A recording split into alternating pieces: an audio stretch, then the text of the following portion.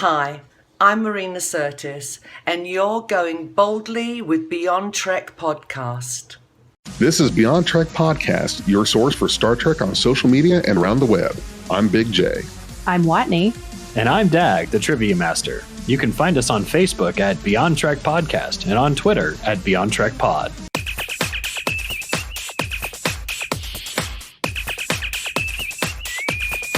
Red alert. Hey everybody, and welcome back to another episode of RiffTreks, brought to you by Beyond Trek Podcast. I'm Dag.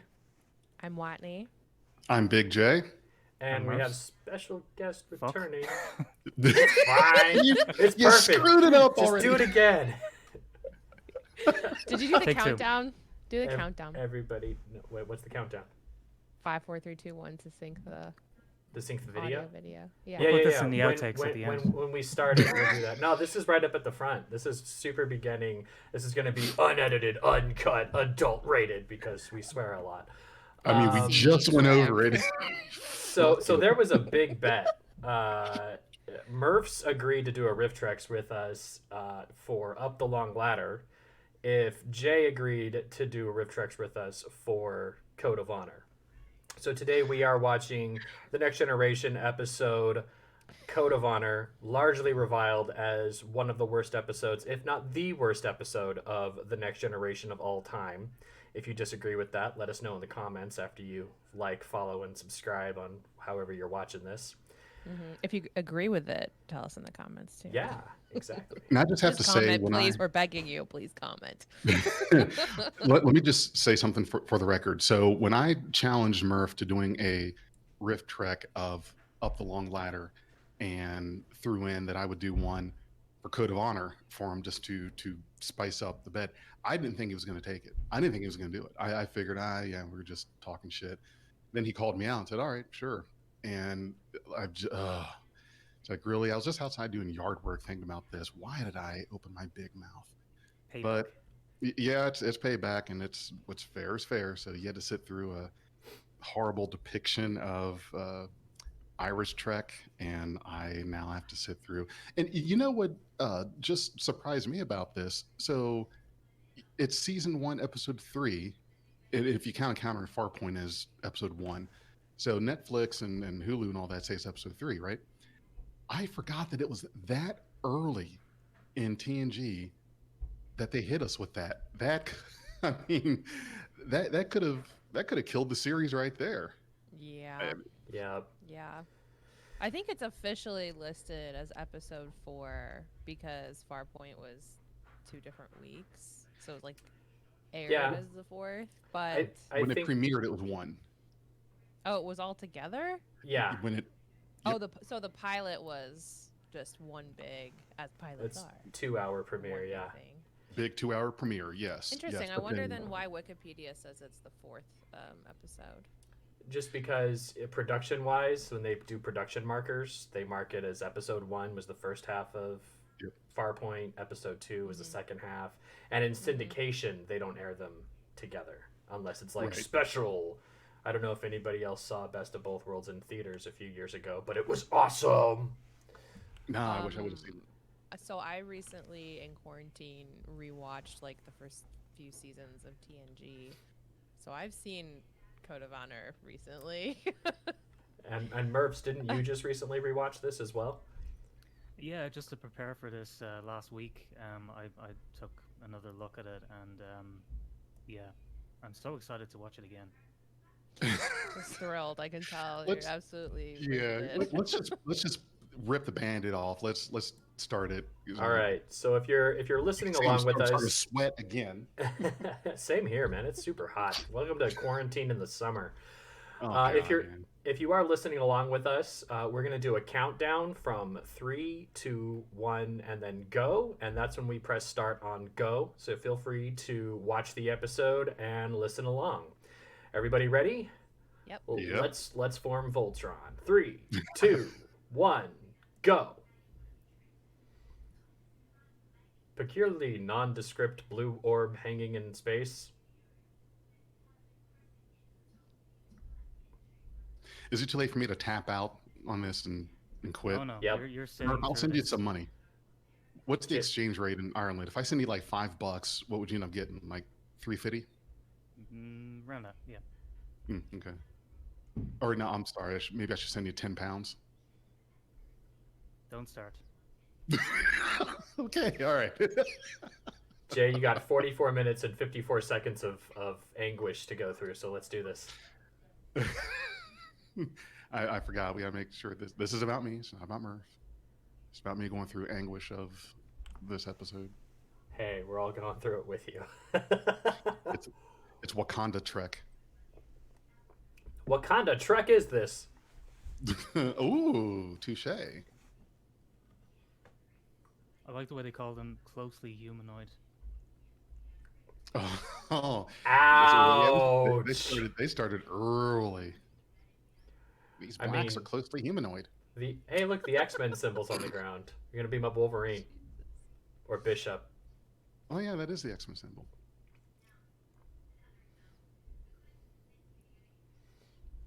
Oh my god. These sticks are what are left over from the Lurpas. Ah, Kenya, la India. Can we just play Lion King instead? I just want a headcanon that Liu Tan is actually Black Panther. Like Yes. 24th Period. century Black what he Black said? Panther. They just sort of bailed on Earth and were like, F this place and we're out. Yeah, if anyone was gonna zoom off into space, I think it'd be Wakanda. Mm-hmm. Now here's the thing to think about.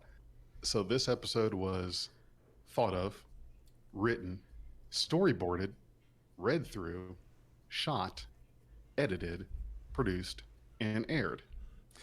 And at no point did someone think, maybe we shouldn't go this route.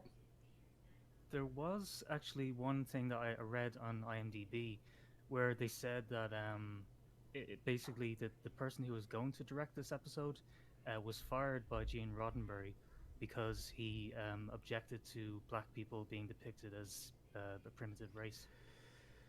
Wow. So one person spoke up. One person spoke up, got fired. All right, well, if you won't direct it, we'll gladly find someone else. And that's what they did.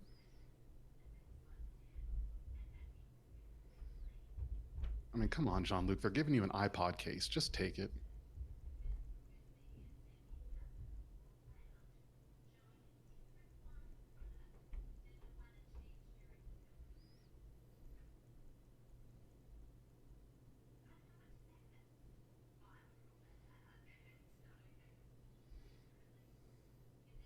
Somebody call Quark. We need Vulcan Love Slave 5 stat.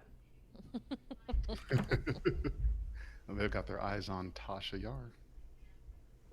They both have scars.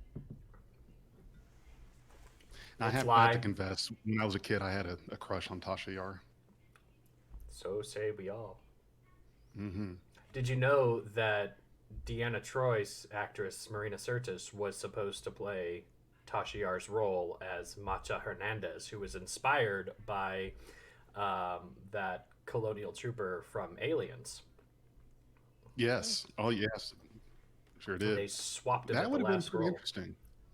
Mm-hmm. And to add more cringe, Gene Roddenberry had initially described Betazoids as having 3 breasts.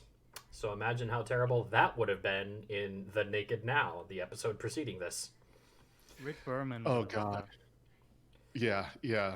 The more breasts, the better. Yeah. Gene. Okay, so Berman my How to sorry, go ahead. make already alien women even more alien and sexy. I know. and sexy. Now, see, that Just doesn't make do it for one me. big boob, like a horda, but just like boobs all over. Oh, no, stop it. Nope, Yes. don't do Wasn't that Don't do Leela's this. eye from Futurama? Just one giant boob in the center of her face. Mm. Hey, real quick. So my playback decided to go all cattywampus on me. Where exactly? What's playing like right this moment? The intro, Marina Sirtis, Brent Brent Spiner as Spiner, Lieutenant Commander Data. Okay, Will Wheaton as Will Wesley Crusher. Wheaton. Wheaton. Wheaton. Wheaton. And the Enterprise just got to war, created by Gene Roddenberry. Bum, bum. Okay, sorry about that. I love this ship. Oh, look at the horsey.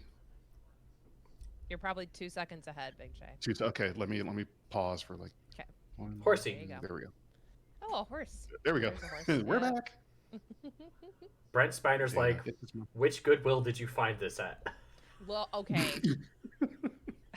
I have 2 pots that look just like that, but elephants.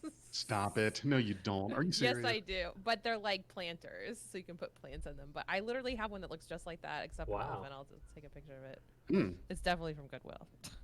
No, I know where Dad had bought that. He got it at Big Lots. Oh yeah. Maybe that's just a regional thing. You guys never heard of Big Lots? There's like a secret promenade on the Enterprise D that we haven't seen that just has like stores. There's like a Payless, a Big Lots, KB Toy Store. Oh, KB. Wow. I haven't heard that name in so long. I know, that's why this episode's 30 years old.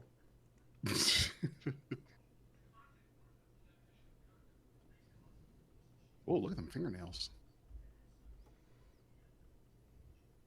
Dude, Troy, whoa. That is a Troy's Oh, hey. heck of a manicure. Yep. Poppin'. She's looking poppin'. That Hey. part there where Picard was just clapping, I see that GIF a lot, and it's always a treat when we finally see The episode? what episode something Yeah. came from, because you don't remember some little scenes you don't remember. It's like, okay, yeah, I saw that, but what episode was that? And it was this one. And They have a lot of scars. Scant. Well, yeah, I guess they fight a lot. Man, I haven't seen a scant in like 5 years. Mhm. I don't remember the last time I watched the early seasons of TNG. I usually start at like Iborg. You can see or- the makeup on this scar. It's shining. So yeah, this is part of that cleanup effort they did when they redigitized it and everything. All the makeup started to pop more.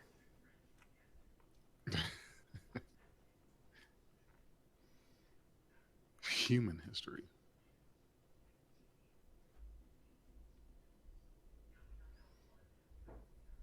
I know this because I'm a betazoid. And half human. Was this before or after Coming to America? Anyone remember? I gotta look that up. I think Coming to America, I don't know, 1986. This episode was 1988. 1987. Yep. Hey, they are going to the holodeck. They got that Vulcan Love Slave program. Awesome.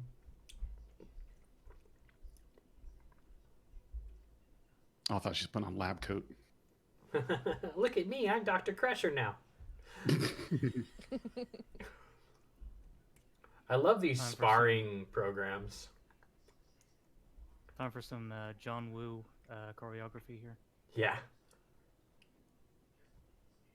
I really would like to have a holodeck where you could do a recreation of like Chuck Norris or Bruce Lee or whatever, and just go ahead and do a fight, just out of curiosity to see how long you would last. So whenever cool you would feel that like be? punishing yourself, you just go there and get your ass kicked a few times. The end of the program is just you and him at the bar.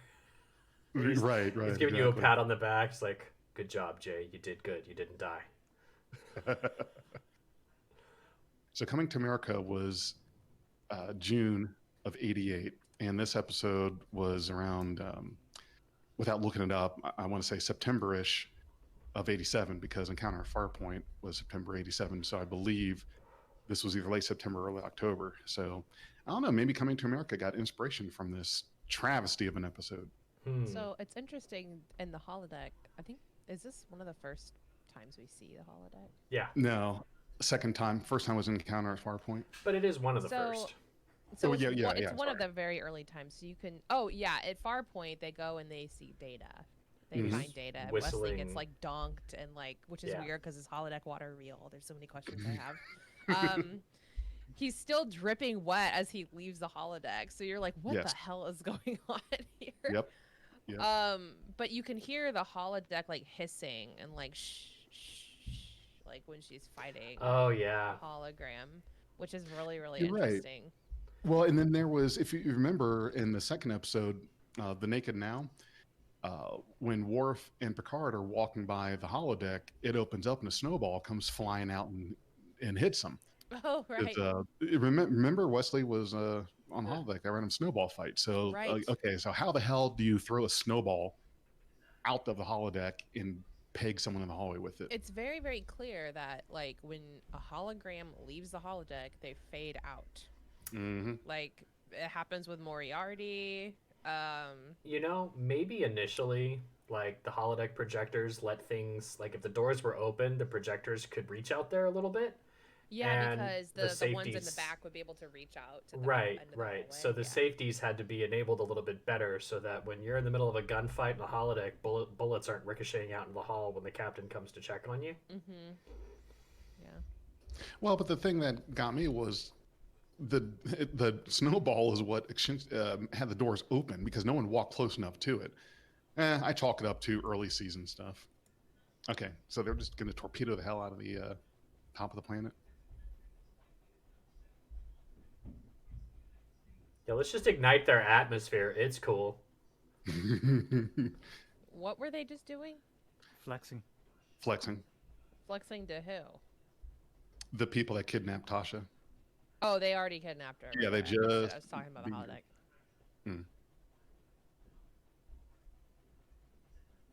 Hey, Data shut himself I love up. Data. I love Data so much.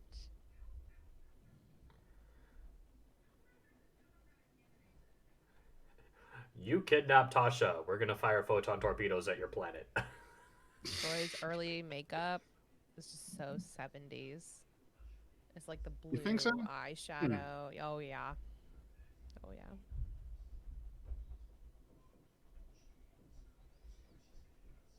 Mm-hmm.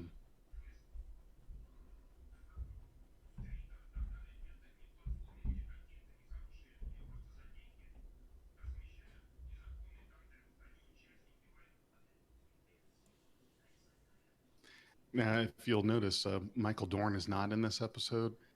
I believe that this really stretched their quota on African American characters in one episode of a TV show. So, unfortunately, they had to give Mike the day off. I mean, we got a little bit of Right. our part, and that was just like, whoa, whoa, whoa, let's pump the brakes. That's interesting, actually. Do you think that Michael Dorn just said, "No, fuck that, I'm not being in this episode"? Well, Um, they needed Tasha to be like the character who was impressing them, and of course Worf probably would have stepped in or something like that. I don't know. Worf would have just grabbed his mek'leth and decapitated everybody and been like, Captain, they're Romulans! Oh, Jesus. pressure. Now, isn't this Gates's natural hair, and she wore a wig from season 3 on, or is that the reverse? I think it's the I- So reverse. this is her real hair? I thought I heard something about at one point she wore a wig. I thought she always wore a wig. Mm. You know, I'm not sure. I'm going to have to fact check that.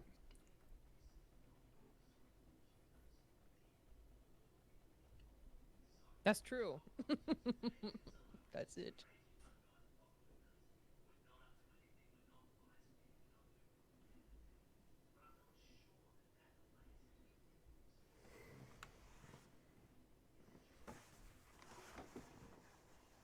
This episode feels My like shoulder pads protect me enough. I think planking would take longer than this episode, or switch that. Planking is extra gruesome. So Have is you done this a episode. Spider-Man plank? Never heard of it. So you plank, but then you take your legs and you Spider-Man them on the sides like you're climbing a building. What the hell? Who does this? What maniac came up with this? Just come work out with me. I have a feeling I get my ass kicked working out with you. You're Oh, talking hell about yeah. spider planking. Spider-Man planking. Oh, gotcha.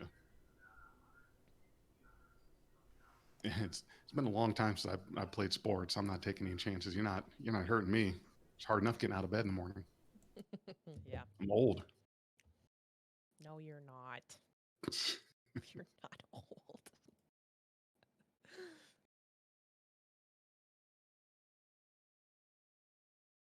Sir? Is the whole ship dead? That's funny.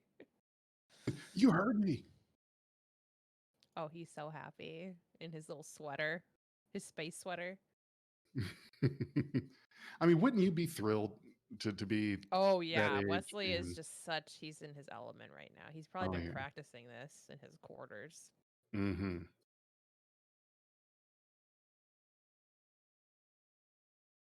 There we go. He said it. He's at it. Is counting coup really a thing? Let's see.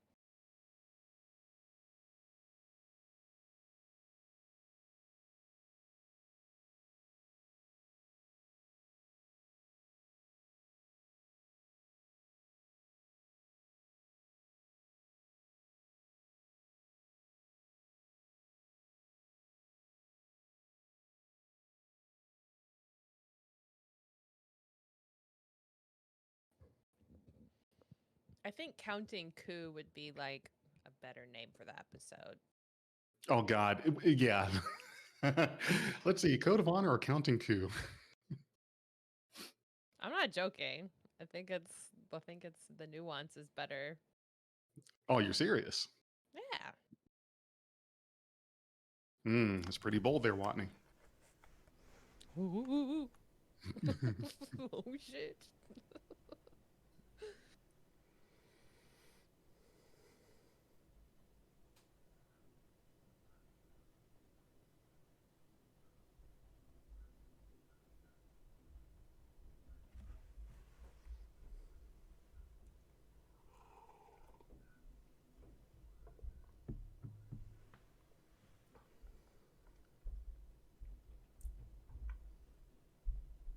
I love how Troy going, "Sir," can be interpreted by the audience as "turn your fucking video on, Picard," but he just leans over and mutes instead, like he could read her mind or something. Yeah. And what's with the extra in the Like background? her saying "sir" Oh, like that, it could she could be meaning anything. Right. Like, yeah. How would he know? I would have been like, "What, sir? What?" It's like in the movies when you give, like, the bad guy gives someone the nod, and then the henchman hits someone in the back of the head. Mm-hmm. Like, how do you know that's what the head nod meant?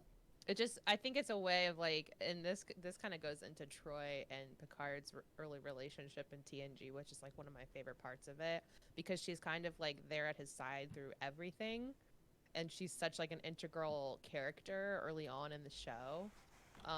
It just kind of shows, I think they tried to show that he knew what she was saying, you know, like doing something like that is a writing mechanism for that, but Okay, I'll allow it. Even though by Thank this point you. they've known each other for like 5 You weeks. think? Because I think they have more familiarity than the other bridge crew. Well, I think but that they may have worked together, like, or at before least they served on the met Enterprise? each other to like talk to each other before, like Hmm. he Okay. took command.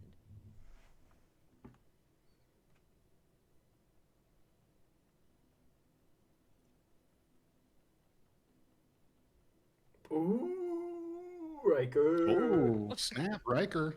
He told him. I'm the XO. I got the jokes. I got the laughs. I got the finger wags. Don't What make a me wag my set. finger at you. This reminds me of something from like the 1970 like Cleopatra movie. Oh, you know? yes. Yeah. I need to actually make sure that was in the 70s. With the music and the setting and all that, it just seems like this was meant to be a TOS episode, but they just never got around to making it. Oh, you know, now that you say that, Murph, I believe this episode was one of the ones that was a phase 2 episode. And What do you mean? because so instead of Star Trek the Motion Picture, they were gearing up, screen testing, writing episodes for a Star Trek Phase 2. It was going to be another TV series, and all of the original series characters and actors were coming back at the time, except for Leonard Nimoy. He was not coming back as Spock. So they had a whole bunch of episodes. I think it was under 10. They had some episodes written, they had sets built, et cetera, et cetera. Then Star Wars came out and basically punked everybody in regards to sci-fi and showed that science fiction as a movie could work. So then suddenly, everyone who had any studio that had some science fiction something on the table started pushing it into production. Like, what have we got? Let's do it. George Lucas just murked everybody, so we need to make the money. So what they did was, instead of going with the series, they backtracked it and turned it into a movie. So there were several stories that were going to be from this TV series, Phase 2, that they recycled when they did the Next Generation. So that's why in the mid to late 70s there was such an explosion of science fiction, was because Star Wars made it work, and then everybody wanted to do it. You know, I feel like what we should have seen there when they brought Tasha out was just like a pile of bodies behind her being like, yeah, I got it. Oh, man. Hope you didn't really need that vaccine, Dr. Crusher. Because I've been fucking it up here. She just yells at the director, hey, do you have any more extras for me to beat up? So with the, in regards to the Star Wars thing, fun facts, this is not Star Trek related, but the script for Alien was submitted to Fox before Star Wars. They had invested in Star Wars, but they hadn't made it and released it, and Alien was on their desk. And then when Star Wars was super successful, the only script on Fox's desk was Alien. And so that's why they made that movie. Yep. They were taking a huge risk with Star Wars. And they were too scared to make Alien at the time. Yeah. When Star Wars Everyone scrambled. Like, get all those sci-fi scripts that you got sitting on your desk. Get them out.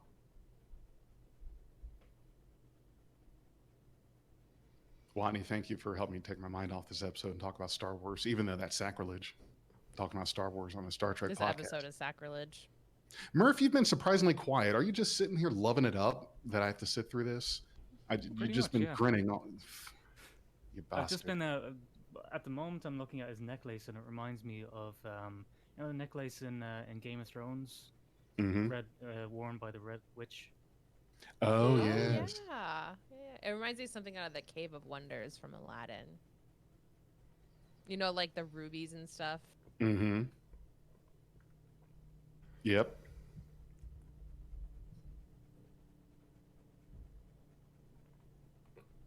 Did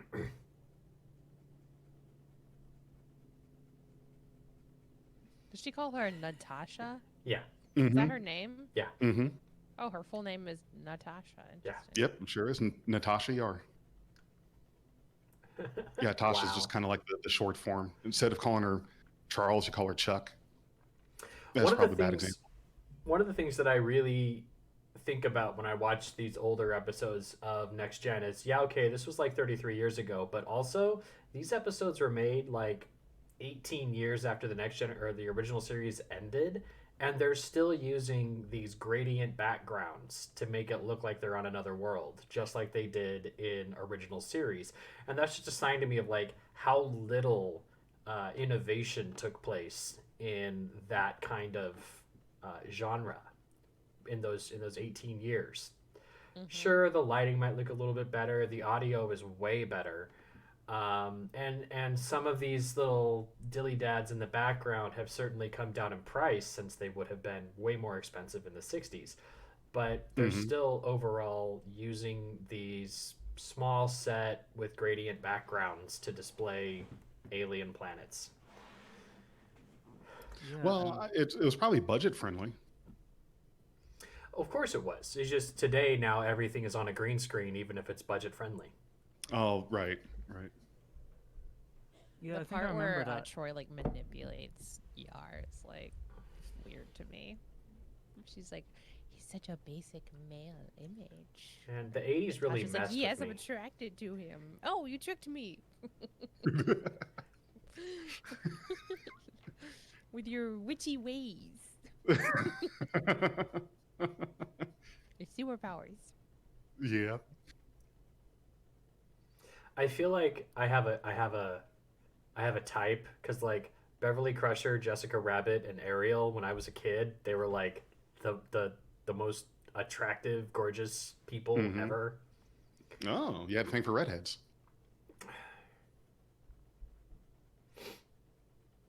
They hold power. I'm just saying. Sure, yeah. Very Thank rare. you. They've captured many Yeah. souls. Mercer redhead. Merce is gorgeous too. Now, you know what's CGI? Oh, thanks, Murph's guy. beard. I mean, how do you make it look that nice? That's computer generated. It's That's not full. real. Yeah, it's very full. It's well trimmed. Yes. I combed beforehand. You It's got on a green barber, screen. don't you? It's a green. It's a green screen. He just painted his face green there, and then you just insert like lion fur, and that's why it looks perfect all the time. Yeah, if He's I move too rotoscoping. fast, you can kind of see the green. So Yeah. Yeah. That's why you sit so still. yeah, pretty much. Oh, Picard is being sneaky. In a bright red uniform.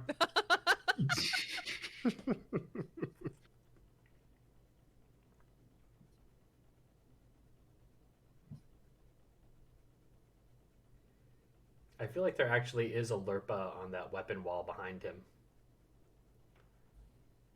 Now tell me again, what's a Lurpa? It's what the Vulcans use to fight with during Ponfar. It's got like that big weight at the bottom and then like the axe head on top. Yep. That's what that's called. And you know, I think I knew that.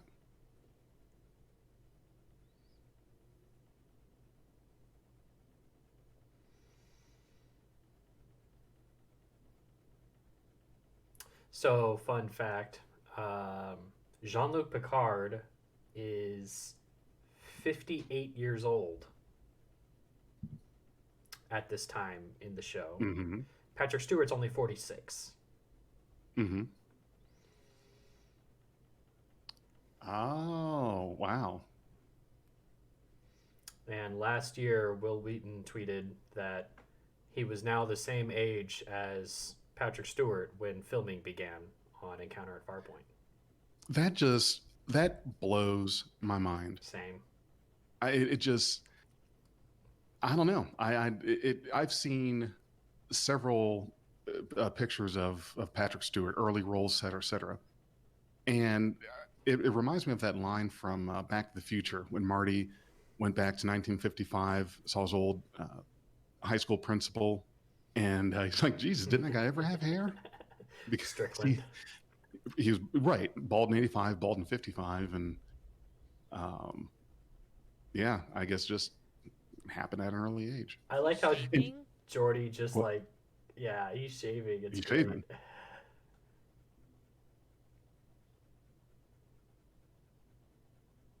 It's a sonic shaver. That's so weird. I've never seen one of those in the show until like right now.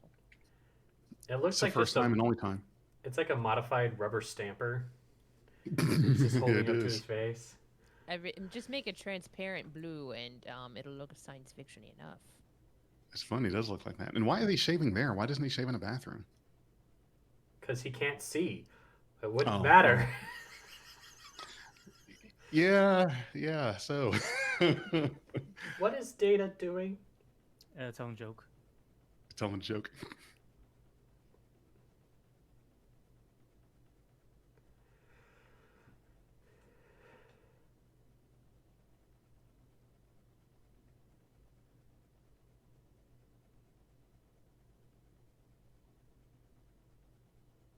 That now, see, I love moments like that.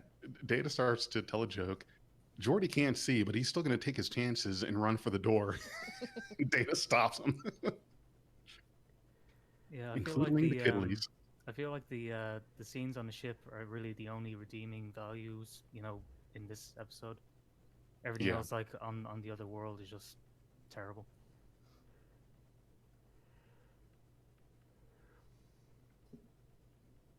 Yes, this stuff helped redeem a little bit. So let's on see. this episode. Crossbow, cheetah print, katana sheath, ice picks, It's like a backwards Lurpa. Oh, they've got those hook swords that you Oh, see in yeah. Avatar: The Last Airbender. Jet. Jet, yeah. I think I use those in my yard. How effective is that? Not very. He cuts his grass with scissors. The gophers are laughing. Well, if you want it to look nice, yeah. I kid you not, there is a girl on my street who takes shears and trims her entire yard with shears. No, Yes. does not. Oh, boy. she That's does. bullshit. I think I need to see a video of this. Who is this maniac? I think you don't moved to a know, cult. but You Does she better have a check to make sure measuring that there's stick? not a cult in operation in that neighborhood. My HOA says my grass needs to be 3/4 of an inch tall at all times. Watney's neighbor is Karen. She's caring for her lawn. Oh man, you are on fire today. zing. I think there is actually a culture on Earth that cuts their yard that way. Oh, Or maybe it was an ancient culture or something. I don't know. I remember hearing about it. yeah, that would just. It's ridiculous.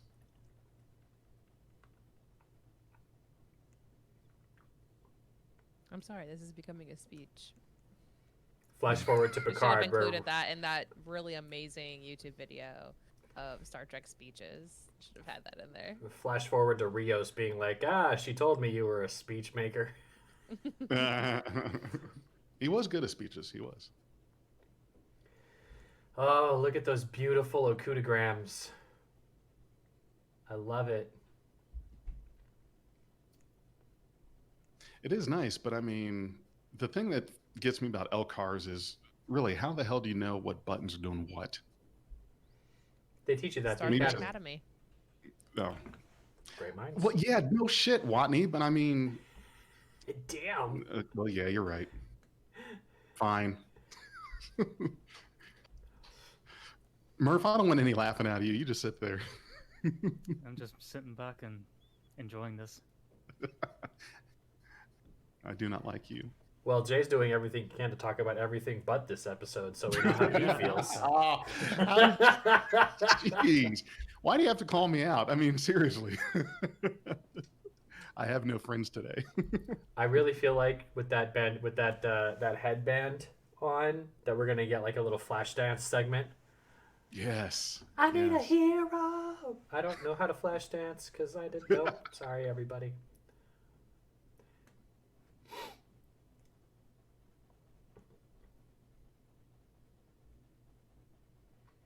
I really appreciate the lesson TOS in music. cultural relativity. Yeah, What was we that, never Mark? hear this stuff again. I'm saying that's very TOS music. When All the music. kind of- mhm. yeah, the scene ended.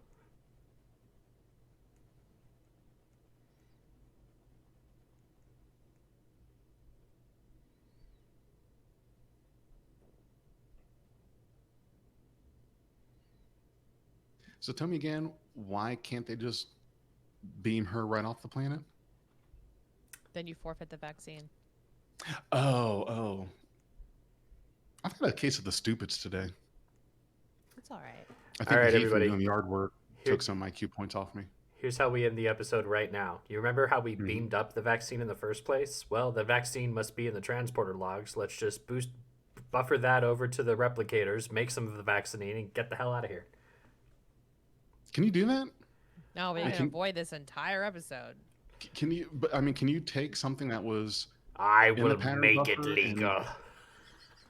what? Pulaski was completely saved by her buffer, Hmm. by her pattern. Yeah. I mean, she just threw Okay. like some hair in the pattern buffer and was like, yes, this is Pulaski, younger. We've got this. We're good.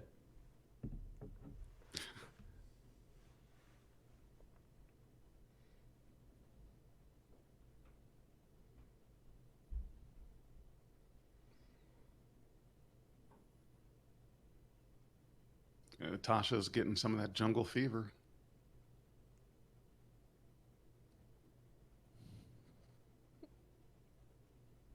You can laugh. It's cool. Go ahead. Boxes. Absolutely. I'm just gonna chuck these boxes at her. Like shoe boxes. There's probably shoes in those boxes.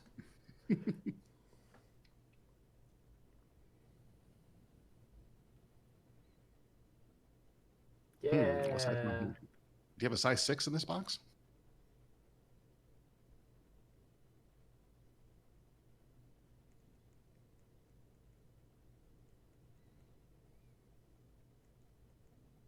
She didn't even look in the other boxes. There could be a fucking gun in one of them. A ranged weapon. Oh no, there's different sizes. It's all the same okay. thing, just different sizes in the box. Welcome to Ligonian Gladiators. Also Tron, maybe? Tron, yeah. Light this fire. Turn the lights on. Intimidate her for 30 seconds. But not anymore. We got bills to pay. Oh, I let's like make some s'mores. I like how we need the music to tell us that this is like scary, because without the music, it's like, why is that person just if you add like flailing around circus with music, it'd be hilarious. Or how about the breakfast song from Pee-wee's Big Adventure? Yes, anything else. You have the 20th Century Fox, but like bad flute edition. No, it's literally just somebody doing that into a microphone. Or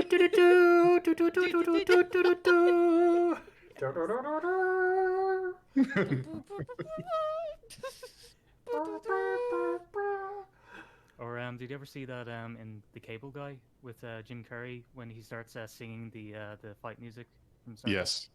Yep. Just that. Yep.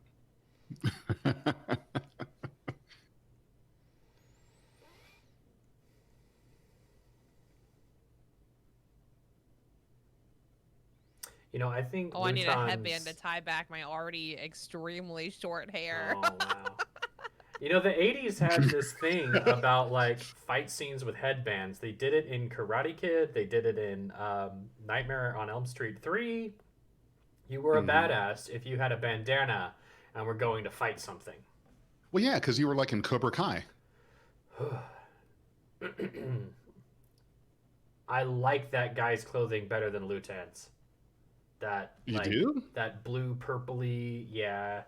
Chroma key. It's Chroma probably shift, whatever. just, again, it's one of those things in the 80s. Like, the hottest car ever is a 1987 metallic blue violet IROC Z Camaro. Best car ever. Fight me.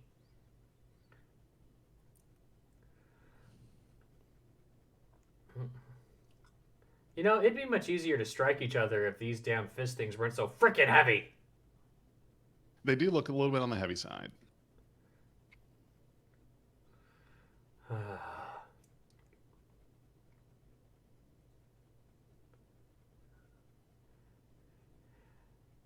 They're fighting just as good as I would. I wish you would say, "Don't try it. I have the high ground." Ow! Oh, that guy's gonna die. Got him right in the family jewels. They're bent. Oh shit! Yeah, he's totally dead. Instantly.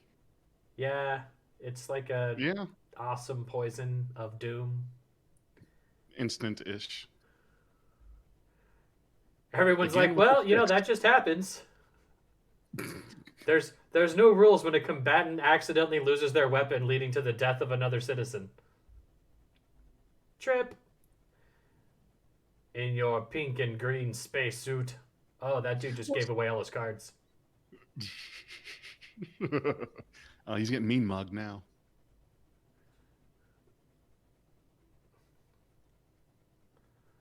Whew. I mean, that move was telegraphed so early. She could have sent it in the mail.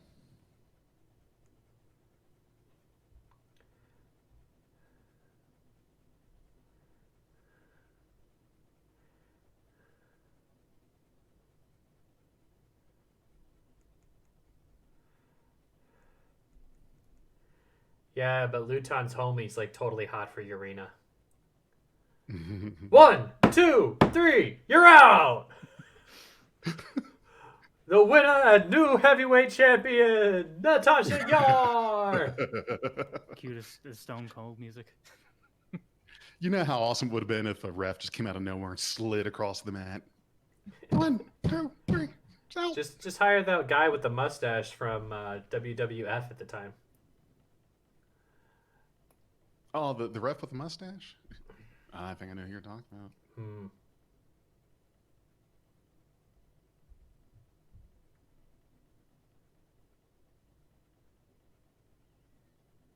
So now we can clearly see that we could have beamed up Tasha at any time.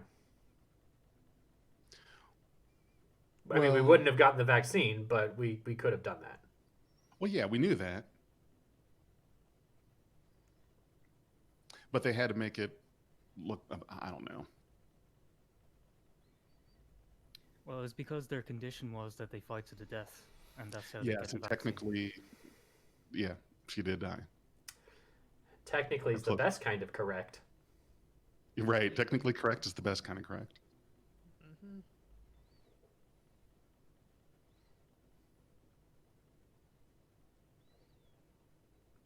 Back to the Enterprise.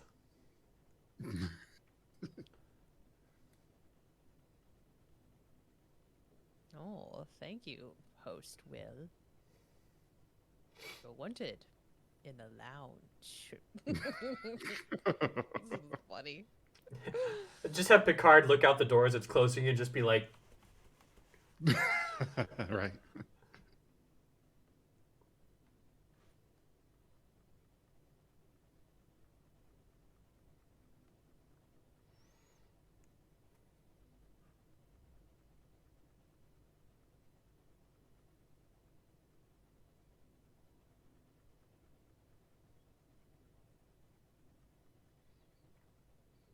Damn, Crusher. all right, so that Hippocratic Oath has changed a lot in the last 300 years. It's just going to stab the leader of a planet with his own poison. Make him Well- stab himself via your logic. My It would've necklace, been- no. It would have been funny if Crusher actually accidentally stabbed him. Oh, yes. Oh, shit. I'm sorry. I'll heal him. It'll be fine. Right.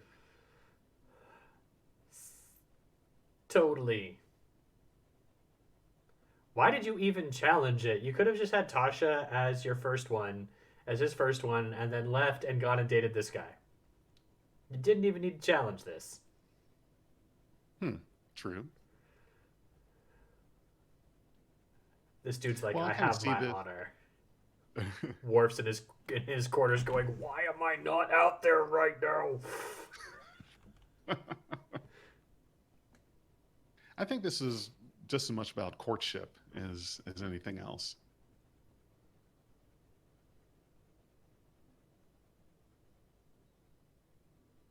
Ooh.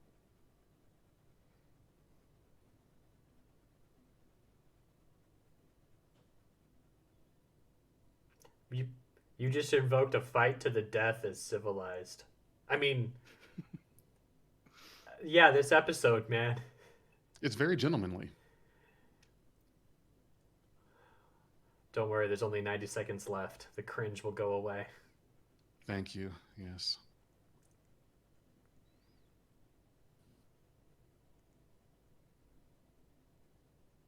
The hell you forgot. I got to cover for the kid. Crusher Gotta owes cover me one. Good. Ixnay on the Onsel K. He's had like 2 costume changes with only like 30 seconds of actually being on camera. Good point. I love that Warp 3, like it's an emergency, and they're like, no, not too fast.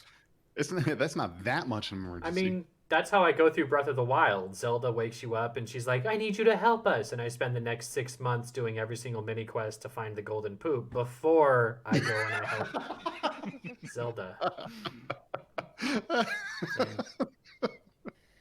Oh, boy. man. Oh, okay. Are you happy now, Murph? Are you I'm very freaking happy. happy? Even though he tried to like sideline the the conversation on other topics. But Yeah, let's talk about Star Wars. Mm-hmm. You're right. You got me. I mean, I don't know. It was just how I cope. Just trying to get through it, man. Just trying to survive. I mean, it should have been against the rules. We should have had that in the rules before we started watching this. You're not stay allowed on to topic. sideline any of the topic. Watney did it too. Hey, Guilty as charged. know what aboutism? Are you firing me? All right. So honestly, All right. Peace. Jay, how long has it been since you've seen this episode? Oh boy. Yeah, me too. I want to forever. honestly say, I don't recall that I've watched it any time since it originally aired, because all right, when I went through and did my rewatch of Star Trek a couple years ago, I had seen all of Next Generation when it aired, every episode. But once DS9 came around, I got through. Let's see, I want to say season 4. Season 4 started my senior year. So, okay, season 5 started when I went to college. And by that point, my watching of Star Trek got kind of spotty because they were changing time slots and this and that. And I think so when I did the rewatch, I thought, okay, I missed a lot of DS9, Voyager, in the original series, but I did not redo TNG because it was, I'd seen it all. So this was that episode was 87, and this is 2020. So that was 33 years ago. 30. Oh my God, no! Yeah, it's okay. That episode. No. Yeah, it's just been a long time. So, yeah, I don't recall having seen this episode in quite the while. So Murphs and Watney, you've got both of us there. Yep. Final all right. thoughts? Redeeming thoughts. Luton's main man there, that outfit, ooh, spot on. Loved it. Period. Looking fresh. Murphs, okay, Watney, redemption. Oh, yeah. So, the scenes with Data, of course. Yeah. Really Absa-doodly doodly, or whatever it was that he says. Including the says, Kiddlies. Including the Kiddlies. Yeah, scenes with Data, great. I like the beginning was interesting, and then everything kind of like gets weird when they get on the planet. The set was amazing. Like I already said, I liked the set a lot. And of course, I love the resolution of killing someone, then reviving them in true Star Trek fashion, using that magic medical nonsense to make it happen. That's all I got. Murphs? The credits were good. Hey, we can all agree on that. We can agree. No, but I'd say I probably agree with the data scenes were really good. I liked the scene where Picard gets all uppity about French civility. That was pretty funny. And then the scenes, like the set scenes, were pretty good. Like is very TOS, obviously because it was, as Big J said, it was meant for TOS. Jay, redemption. Okay, so seriously, in regards to redemption, even now there are not a lot of shows, unless it's a specialty show that is Black centric or is about African American families, where you get, in my opinion, a lot of diversity in the show. And to me, this episode, I don't think you could name any other time in Star Trek in an episode where you could point out 3 characters or more of color. So even though the story didn't come off so well, and the direction that they went with that did come off as unfortunately did that's kind of the opinion as it's gone down in history in regards to this episode. At least there was an attempt there to up the diversity a little bit. And to give them maybe a small little tiny little bit benefit of the doubt. I'm sure someone at some point thought that this was actually a positive story about this whole situation and these characters, and at the same time they were going to, get their tax credits for the diversity hire. I don't know.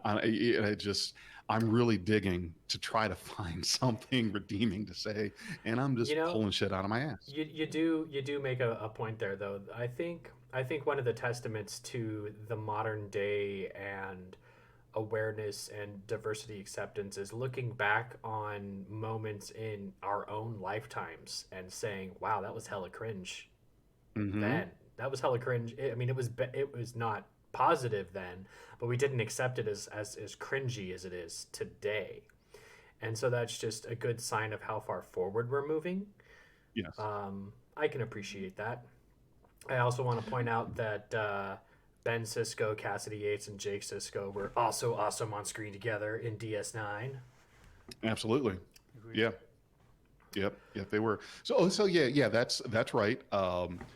You did have the three of them, and of course with Worf, I'm going to say yes. Technically, he was a Klingon of color, because I do believe that Klingons maybe don't have the distinction that we have of Indian, Caucasian, Asian, African American, but they certainly have difference in complexion. So I call Worf a black man. So you're right. The diversity, I think it has gotten better. It's not just the only place you're going to find shows that are positive to minorities or on UPN or some other channel or subscription that's like the Hallmark streaming service that no one's watching or something like that. But Dag, to add on to what you said, you're right. Going back to these shows now after 30 plus years, at least for me, 30 plus years, to see where we've come from and how far we've gone. And for some reason, the show Married with Children keeps popping into my mind. I mean, you talk about something that would not be able to pass muster today. Now, at the time, it was, probably, I think it was one of the greatest comedy sitcoms ever. But it's just the humor that was used, and just with how things have gotten now, you couldn't do that now. So I think it's good as a reflection. The redeeming thing about this episode is it's good as a reflection to be able to look back and identify what was wrong with it, and to learn from it, and to not be able to, or to not repeat that. And the other thing that you have to also kind of keep in mind was blaxploitation of the 70s and 80s. That was still a thing. I mean, you were coming off of a couple decades of that. So at the time, this episode wouldn't fit today, but honestly, it didn't not fit then. So just because of that's where we were. That's kind of what we were coming off of.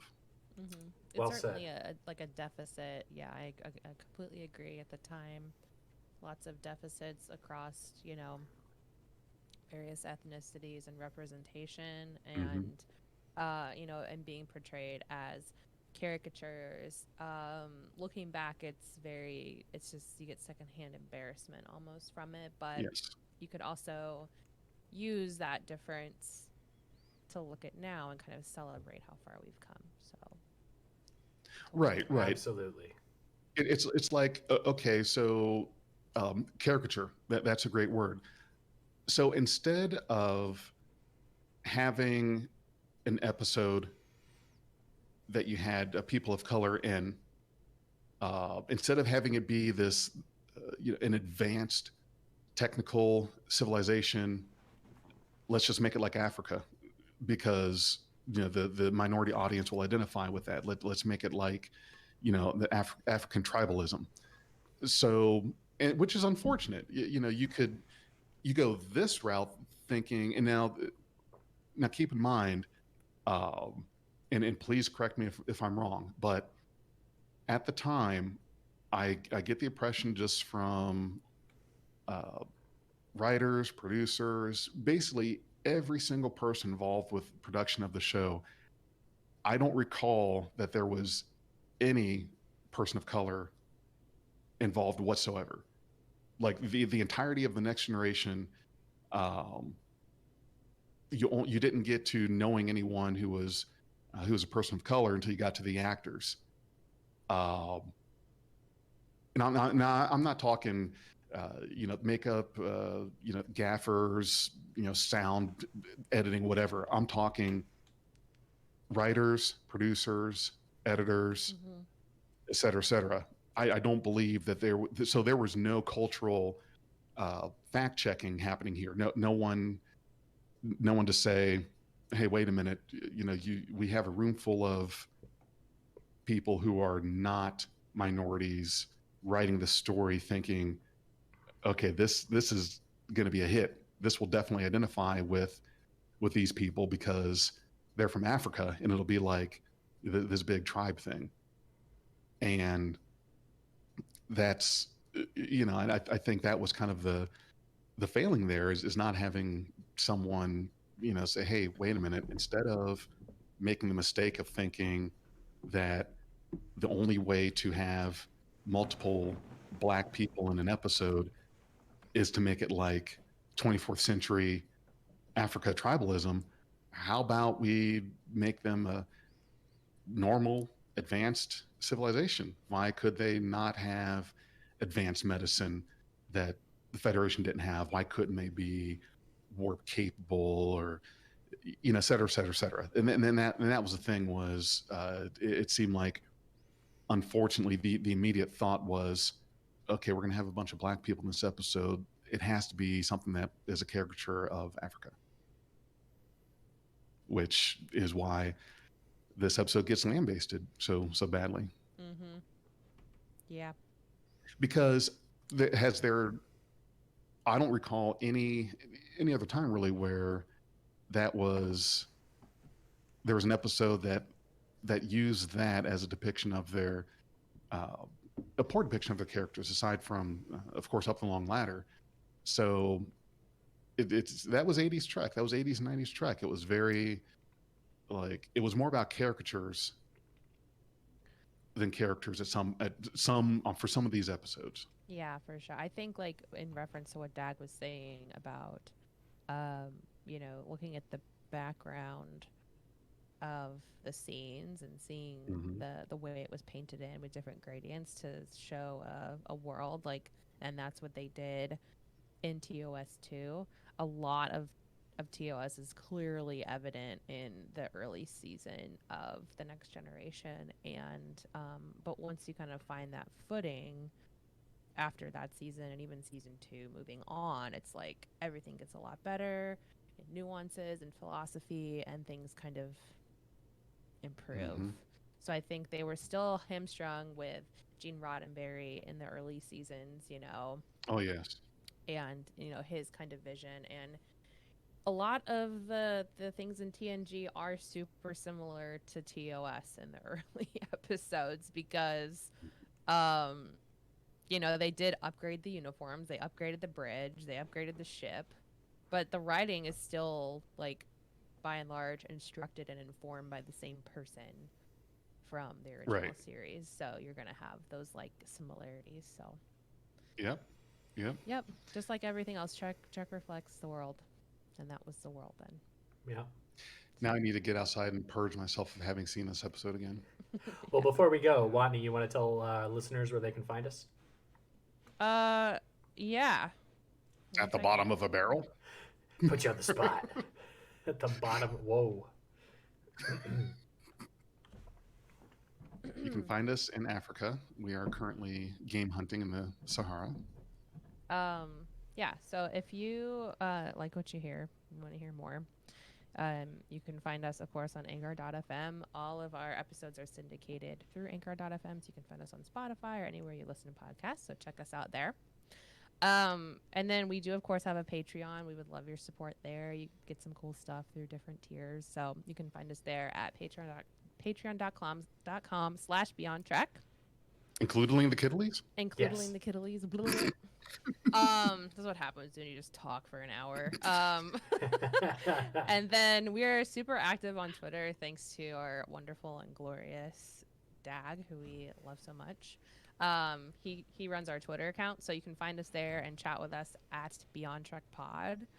And of course, we have a Facebook, facebook.com/BeyondTrekProductions. Find us there. Come say hello.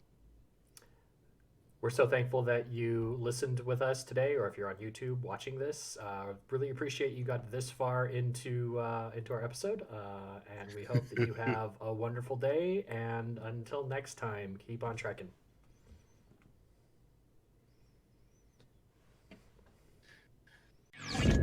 We are Beyond Trek Podcast. Lower your inhibitions and surrender your years. We will add inspirational and hilarious Trek content to your day. Your attention will adapt to subscribe to us. Resistance is futile.